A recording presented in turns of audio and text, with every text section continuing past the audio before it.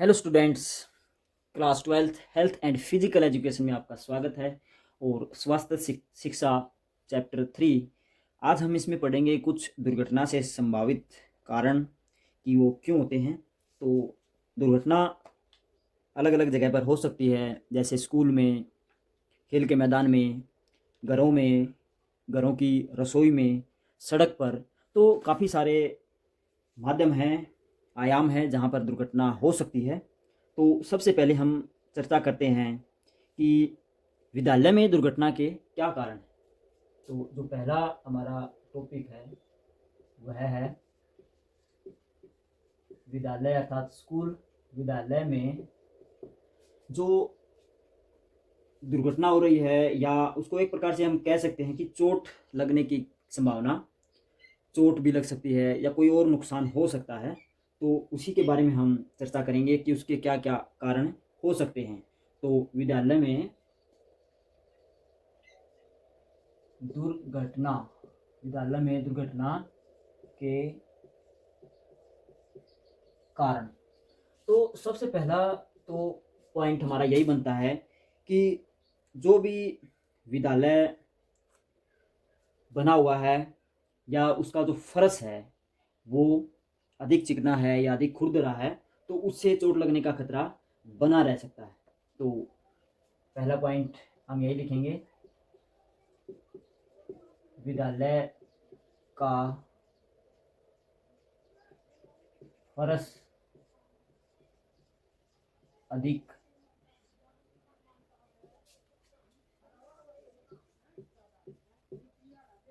विद्यालय का फर्श अधिक चिकना है। तो अगर विद्यालय का फर्श अधिक चिकना है तो आजकल कई स्कूलों में, कई कॉलेजेस में भी ऐसा कमरों का डिज़ाइन या ऐसा फर्श बनाया जाता है कि जिससे फिसलन बनी रहती है। तो फर्श को अधिक फिसलने वाला नहीं होना चाहिए और ना ही अधिक खुरदरा होना चाहिए। तो ये दोनों ही कारण दुर्घटना के कारण बन सकते हैं। आगे हम लिखेंगे जो स्कूलों में जो प्रयोगशाला होती है, जिनको लैब बोलते हैं। तो अगर उसमें विद्यालय के छात्र जो कार्य कर रहे हैं, तो लैब मैं यहाँ पर लिख रहा हूँ एक बार, लैब के नियमों का पता न होना। तो अगर हमें लैब के नियमों का पता नहीं है, कौन सा केमिकल कहाँ रखना है, किस जगह रखना है और किस केमिकल को किसके साथ मिलाना है, तो वहाँ पर अगर ये बातें हमें ना नहीं मालूम है तो एक बहुत बड़ी संभावित दुर्घटना हो सकती है। क्योंकि लैब में केमिकल हैं, खतरनाक केमिकल भी होते हैं, तो वो जला सकते हैं, विस्फोट हो सकता है उनमें, या जहरीली गैस भी बन सकती है। तो अगर हमें नियमों का सही पता नहीं है तो हम अपना नुकसान, अपने स्वास्थ्य का नुकसान पहुंचा सकते हैं। साथ के साथ जो विद्यालय का वातावरण है वो भी प्रदूषित हो सकता है, या विद्यालय को आर्थिक नुकसान भी उठाना पड़ सकता है। तो तीसरे पॉइंट की ओर हम बढ़ेंगे कि जो भी छिलके हैं, बच्चे फ्रूट्स लेके आते हैं या कोई और खाना लेकर आते हैं, तो वो अगर अपने कमरे में इधर उधर फेंक देते हैं तो उससे काफ़ी बच्चे फिसल सकते हैं, गिर सकते हैं, जिससे उनको चोट या हड्डी भी टूट सकती है।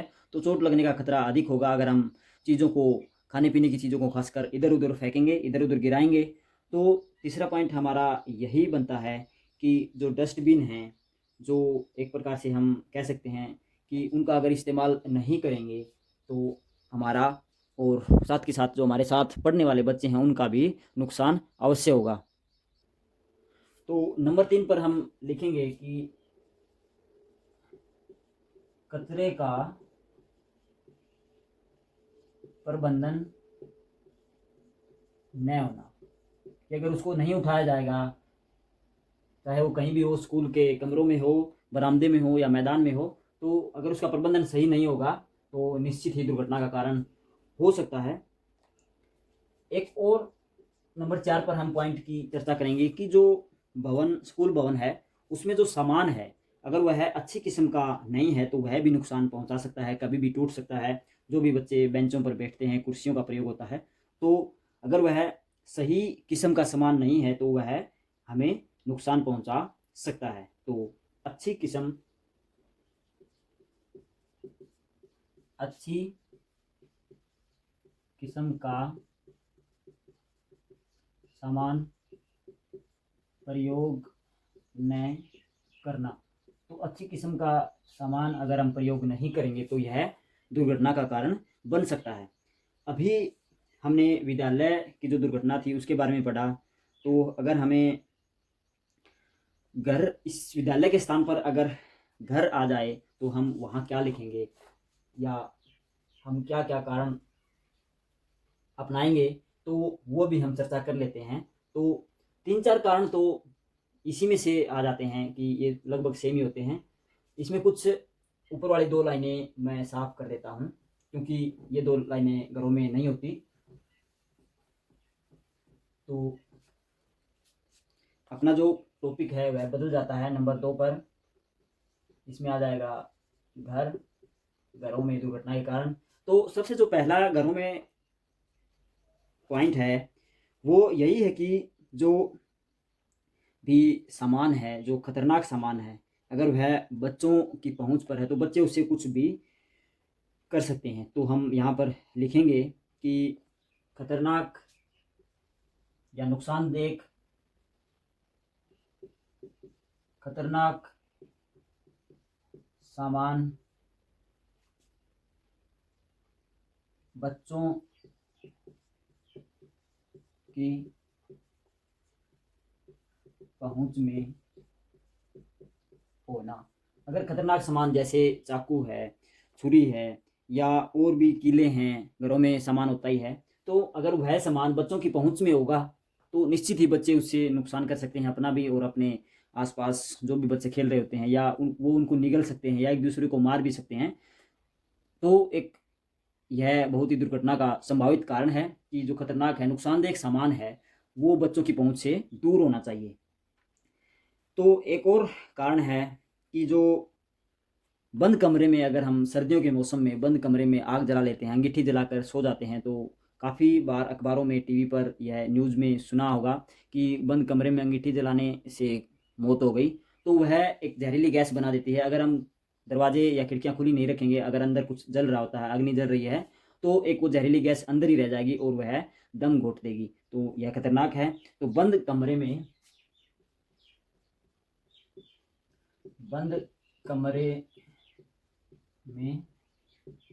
आग जलाना, तो यह खासकर सर्दियों के मौसम में होता है, तो ऐसा हमें नहीं करना चाहिए। तीसरा कारण वही है जो हमने स्कूल में, जो स्कूल का दुर्घटना का कारण पढ़ा था, वही है कचरे का प्रबंधन। क्योंकि कचरा घरों में भी होता है, अगर हम उसको सही प्रबंधन, सही स्थान पर डस्टबिन में नहीं रखेंगे तो नुकसान हो सकता है बच्चों का भी और घर वालों का भी। अच्छी किस्म का सामान अगर हम घर पर भी प्रयोग नहीं करते तो हमें नुकसान झेलना पड़ सकता है। और भी काफ़ी सारे कारण हैं कि रसोई घर या स्नान घर में बच्चों को अकेला छोड़ना, उन वो भी आप लिख सकते हैं। या फर्शों का अधिक चिकना होना, यह घरों में भी एक दुर्घटना का कारण बन सकता है। और जो भी कीटनाशक दवाइयाँ हैं या बड़े दवाइयाँ ले रहे हैं, अगर वो बच्चे ले लेंगे, या टैबलेट होती हैं वो बच्चों में, बच्चे अगर उनको खाने लग जाएंगे तो वह भी एक प्रकार से बच्चों को नुकसान पहुंचाएगी। तो हमें सामान को सही जगह पर रखना चाहिए। और अगर घरों में अंधेरा रहेगा तो यह भी एक नुकसान का कारण बन सकता है। ठोकर लग सकती है कहीं भी, तो नाखून फट सकता है, पैर में चोट आ सकती है, या कहीं भी कुछ भी हो सकता है अगर प्रकाश की व्यवस्था सही नहीं है तो ये काफ़ी कारण हैं, हम लिख सकते हैं। आगे हम घर घर से अब आगे निकलकर सड़क के बारे में चर्चा करेंगे कि सड़क पर भी दुर्घटना हो सकती है। तो अपने स्वास्थ्य को बचाने के लिए हम वहाँ पर क्या नियम अपनाएंगे, तो इन पर भी हम चर्चा कर लेते हैं। ये नंबर 3 पर आएगा, घर की जगह हम सड़क लिख देंगे। तो सड़क पर दुर्घटना के क्या कारण है,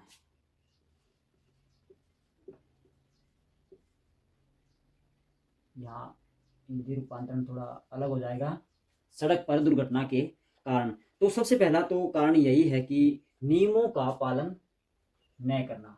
जो परिवहन या सड़क के नियम होते हैं, तो अगर हम उनका इस्तेमाल नहीं करेंगे, ट्रैफिक के रूलों का इस्तेमाल नहीं करेंगे, नियमों का पालन, तो निश्चित रूप से हमारा एक्सीडेंट हो सकता है, हमें चोट लग सकती है, या काफ़ी मामलों में हम जान भी गंवा सकते हैं। तो सबसे पहले हम यही लिखेंगे कि सड़क पर दुर्घटना का कारण सबसे पहले यही है कि नियमों का पता न होना।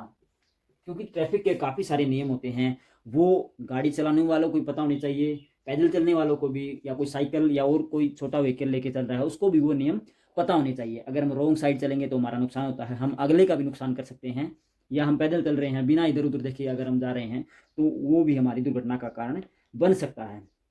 आगे है कि जो दृष्टि रोग होता है वह भी इसमें एक कारण है कि दृष्टि रोग का होना। अगर हमें साफ से दिखाई नहीं दे रहा है, लाल या हमें रंगों में फ़र्क करने की पहचान नहीं है, तो हम जो रेड लाइट होती है, येलो लाइट होती है या ग्रीन लाइट होती है सिग्नल पर, अगर हम वह हमें सही सी नहीं दिख रही है तो हम दुर्घटना का शिकार भी हो सकते हैं। तो यह भी एक कारण है आँखों से सही न दिखना। या एक और कारण है कि नशीली पदार्थ अगर हम लेकर वाहन चला रहे हैं या वैसे भी सड़क पर घूम रहे हैं तो वह हमारी जान पर आ सकती है, जान पर बन सकती है कि बहुत, या दुर्घटना भी हम कह सकते हैं कि नशीली वस्तुओं या नशीले पदार्थों का सेवन, कि नशीले पदार्थों से हमें होश नहीं रहता, अपने दिमाग पर कंट्रोल नहीं रखता और हमारा जो तंत्रिका तंत्र है वह बहुत अधिक प्रभावित करता है। हमारी जो ज्ञानेंद्रियां हैं वह सही से कार्य नहीं करती, ना ही सही से सोच सकती। तो नशीले पदार्थों से हम अगर लेकर गाड़ी चलाएंगे या नशीले पदार्थ लेकर वैसे सड़क पर टहलने जाएंगे तो हम दुर्घटना के शिकार हो सकते हैं। तो सड़क पर दुर्घटना के ज़्यादा कुछ खास नियम नहीं, खास कारण नहीं है, यही मुख्य मुख्य कारण हमने जाने। अभी हम फिर से चलते हैं विद्यालय की तरफ, और विद्यालय में हम चर्चा करेंगे कि जो खेल का मैदान है वहाँ पर दुर्घटना के क्या कारण हो सकते हैं। तो खेल के मैदान में काफ़ी चोटें लगती हैं, खिलाड़ियों को भी लगती हैं, तो स्कूलों में भी खेल के मैदान होते हैं तो वहाँ भी दुर्घटना लग सकती है। उसके हम क्या कारण हैं वो भी हम चर्चा करते हैं कि खेल मैदान में दुर्घटना के कारण। तो खेल मैदान में जो दुर्घटना के कारण हैं वो सबसे पहले यही आएगा कि खेल के नियमों का सही ज्ञान न होना। अगर हम किसी खेल मैदान में कोई खेल खेल रहे हैं और उस खेल से संबंधित हमें सारे नियम नहीं पता, लॉ ऑफ द गेम नहीं पता, तो हम दुर्घटना का शिकार हो सकते हैं या हम दूसरे खिलाड़ी को भी चोट पहुंचा सकते हैं। तो खेलों का नियम सबसे पहले हमें पता होना चाहिए कि किस खेल में क्या नियम होते हैं, क्या फाउल होते हैं। अगर हम नियमों पर चलेंगे तो निश्चित ही हम खेल में अच्छा प्रदर्शन और बिना चोट के सही खेल खेल लेंगे। नंबर 2 पर हम चर्चा करते हैं कि जो भी खतरनाक खेल होते हैं जैसे ऊंची कूद, जिसमें जोखिम ज़्यादा होता है, तो हम यहाँ ऊंची कूद, तैराकी, जिम्नास्टिक, लंबी कूद या बांस कूद, हम पोल वोल्ट बोलते हैं जिसको, अगर ये खेल हम बिना प्रशिक्षक के, बिना सहायता के अगर अपने आप ही खेलेंगे तो हम दुर्घटना का शिकार हो सकते हैं। तो इनमें हमें प्रशिक्षक या किसी दूसरे खिलाड़ी या सीनियर खिलाड़ी के सहयोग की आवश्यकता होती है, इनके बिना हमें चोट लगने का खतरा बना रहता है। तो यहाँ पर हम लिखेंगे कि उच्च जोखिम, उच्च जोखिम वाले खेलों में बिना प्रशिक्षक अभ्यास करना। तो हमारा दूसरा पॉइंट यही बनता है कि जो उच्च जोखिम वाले खेल हैं जिनमें चोट लगने का खतरा अधिक रहता है, अगर हम वो बिना प्रशिक्षक के उनका अभ्यास प्रैक्टिस करेंगे तो हमें चोट लगने का खतरा बना रहता है, दुर्घटना का कारण वो हो सकता है। नंबर 3 पर हम चर्चा करेंगे कि मैदान है अगर वह सही नहीं है तो खिलाड़ियों को निश्चित ही चोट लगेगी। तो खेल मैदान का सही न होना, तो जो ग्राउंड होते हैं, फुटबॉल ग्राउंड है, अगर वह समतल नहीं है ऊबड़ खाबड़ है तो चोट लगेगी। ट्रैक है, ट्रैक पर कोई कील पड़ी हुई है या पत्थर पड़े हुए हैं, अगर वहाँ पर दौड़ हो रही है तो अगर वो बीच में ही आ जाते हैं तो एथलीट्स होते हैं भागने वाले, उनको काफ़ी चोट लग सकती है। या बीच में कोई और जीव जंतु या दर्शक आ जाते हैं तो वह भी एक खिलाड़ियों के लिए खतरनाक होता है। नंबर 4 पर हम चर्चा करेंगे जो खेल उपकरण है वो अगर सही नहीं है, उच्च कोटि के खेल उपकरण नहीं है, तो वह खिलाड़ियों में या उनकी चोट लगने का जो खतरा है उसको और बढ़ा देते हैं। तो खेल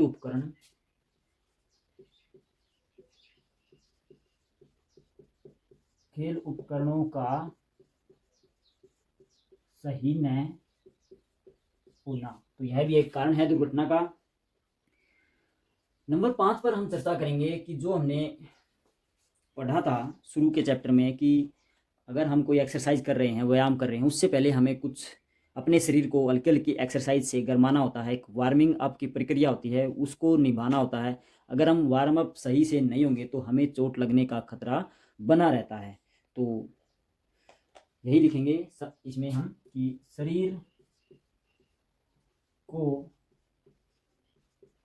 पूर्ण रूप से न गरमाना, तो यह भी एक कारण है। क्योंकि अगर हम बिना शरीर को गर्म किए, बिना वार्म अप किए अगर वैसे ही किसी खेल में भाग लेने लग जाते हैं जो जिसमें एक्टिविटी ज़्यादा होती है, तो हमारी मसल्स हैं वो उनमें खिंचाव उत्पन्न हो सकता है, हड्डियों में झटका लग सकता है, जोड़ों में भी दर्द होने की संभावना बनी रहती है, या हम किसी दूसरे खिलाड़ी को चोट मार सकते हैं। तो शरीर को पहले गर्म करना होता है किसी भी खेल में भाग लेने से पहले, तो यह ज़रूरी है अपने स्वास्थ्य के लिए। तो ये हमने कुछ आज दुर्घटना संभावित क्षेत्रों के बारे में जाना जहाँ पर दुर्घटना हो सकती है, और जहाँ पर हम जो हमारा बचपन है, जो हमारा एक विद्यार्थी जीवन है, वहाँ पर दुर्घटना के कारण थे वो हमने आज जाने कि स्कूल के मैदान में, प्रांगण में, या खेल के मैदान में, या कहीं हम सड़क पर हैं, घर में हैं, तो जोखिम दुर्घटना के काफ़ी जगह होते हैं। मगर हम अगर सही दिशा में सही नियमों का पालन करते हुए चलेंगे तो निश्चित ही दुर्घटना से बचे रहेंगे। तो उन कारणों को हमने जाना। अगर हम इन कारणों को सही कर लेते हैं, नियमों का अगर हम सही ज्ञान ले लेते हैं, या सही खेल मैदान या सही उपकरणों का इस्तेमाल करते हैं, तो अपने शरीर के स्वास्थ्य को हम सही रख सकते हैं बिना चोट खाए। क्योंकि किसी भी छात्र के लिए या किसी भी खिलाड़ी के लिए, या हम कह सकते हैं किसी भी व्यक्ति के लिए, चोट एक जीवन जीने की उसकी जो प्रक्रिया होती है उसमें बाधा बनती है। तो अपने जीवन को सही दिशा में अग्रेसित करने के लिए या उसको बनाए रखने के लिए हमें चोट से दूर रहना होगा। खिलाड़ी के लिए खासकर जो चोट लगती है, जो भी दुर्घटना है, वह बहुत ही खतरनाक व ऐसे नहीं होती है, उसके कैरियर पर भी उसका असर पड़ता है। तो हमें ऐसी दुर्घटनाओं से, ऐसी चोटों से बचकर रहना चाहिए जहाँ तक संभव हो। वैसे खेलों के मैदान में चोटें लगती रहती हैं, मगर कोई भयानक चोट ना लगे जिससे आपके भविष्य पर कोई परेशानी आए। तो हमें ऐसे नियमों का, चाहे वो घर में हो चाहे वो स्कूल में हो, तो ऐसे नियमों का पालन अवश्य करना चाहिए जिससे हम अपने स्वास्थ्य की रक्षा कर सकें। तो बच्चों, आज के लिए हम यहीं विराम लेते हैं। Thank you.